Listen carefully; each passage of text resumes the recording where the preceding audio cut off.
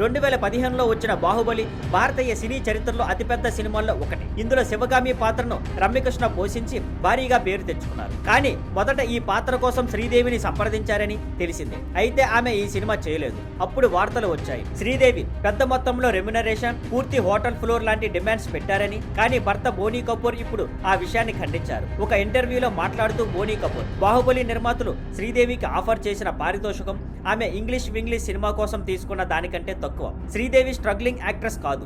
ఆమె ఉండటం వల్ల వాళ్ళ సినిమాకి పెద్ద మైలేజ్ వస్తుంది. అలాంటప్పుడు తక్కువ తీసుకోవాల్సిన అవసరం లేదు. అందుకే ఎక్కువ అడగమన్నాను అని చెప్పారు. అలాగే నిర్మాతల వైపు నుంచి జరిగిన కన్ఫ్యూజన్ వల్లే ఈ సినిమా జరగలేదని చెప్పారు. ఇంగ్లీష్ వింగ్లీష్ షూటింగ్ సమయంలో పిల్లల ఖర్చులు తానే భరించానని కూడా స్పష్టం చేశారు. ప్రొడ్యూసర్లు రాజమౌళికి తప్పుడు సమాచారం ఇచ్చారు. వాస్తవానికి అలాంటి డిమాండ్స్ మేము పెట్టలేదు అని బోనీ తెలిపారు. చివరగా ఆయన సినిమా మిస్ అయినందుకు పశ్చాత్తాపం లేదు. కానీ జరిగే విధానం మాత్రం సంతృప్తికరం కాదు. అయినా శివగామి పాత్రకు రమ్యకృష్ణ పెర్ఫెక్ట్ అని అన్నారు.